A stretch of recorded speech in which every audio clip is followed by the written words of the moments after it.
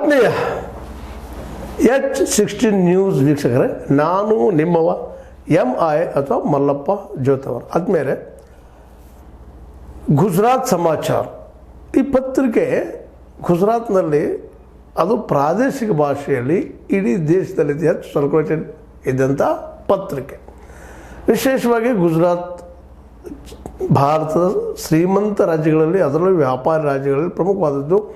ಅನೇಕ ಮಹಾತ್ಮ ಗಾಂಧೀಜಿಯವರು ಹಿಡ್ಕೊಂಡು ನಮ್ಮ ಉಕ್ಕಿನ ಮನುಷ್ಯರಂಥ ಸರ್ದಾರ್ ಪಟೇಲ್ರಾಗಿರ್ಬೋದು, ಇವತ್ತಿನ ಮೋದಿ ಶಾರ್ ಅವರಾಗಿರ್ಬೋದು, ಅನೇಕ ಶ್ರೇಷ್ಠ ವ್ಯಕ್ತಿಗಳನ್ನು ಕೊಟ್ಟಂಥ ಈ ಗುಜರಾತ್ನಲ್ಲಿ, ಅದರಲ್ಲೂ ಗುಜರಾತ್ ನಾಡಿನಲ್ಲಿ ಗುಜರಾತ್ ಸಮಾಚಾರ ಅನ್ನುವಂಥ ಪತ್ರಿಕೆ ಭಾಳಷ್ಟು ಸರ್ಕ್ಯುಲೇಷನ್ ಇದ್ದಂಥದ್ದು.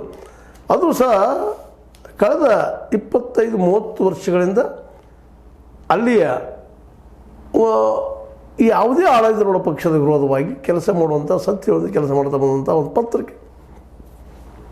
ಆ ಪತ್ರಿಕೆ ಇವತ್ತು ಡಿಜಿಟಲ್ ಮೀಡಿಯಾದಲ್ಲಾಗಿರ್ಬೋದು, ಯೂಟ್ಯೂಬ್ದಲ್ಲಾಗಿರ್ಬೋದು, ಅದೇ ಕಾಲಕ್ಕೆ TV ಮಾಧ್ಯಮದಲ್ಲಾಗಿರ್ಬೋದು, ಅನೇಕ ಎಲ್ಲ ಪ್ಲಾಟ್ಫಾರ್ಮ್ಗಳಲ್ಲಿ ತನ್ನದೇ ಆದಂಥ ವ್ಯಕ್ತಿತ್ವವನ್ನು ಚಾಪನ ಮಾಡಿದಂಥ ಈ ಪತ್ರಿಕೆಯ ಮಾಲೀಕರಲ್ಲಿ ಒಬ್ಬರಾದಂತಹ ನಮ್ಮ ಗುಜರಾತದ ಬಾಹುಬಲಿ ಶಾ ಅವರನ್ನು ನಮ್ಮ ED ಬಂಧಿಸಿ ಎನ್ಕ್ವೈರಿ ಸ್ಟಾರ್ಟ್ ಮಾಡಿದ ಅಂಥೇಳಿ ಸುದ್ದಿಗಳು ಬರ್ತಾ ಇದ್ದಾವ.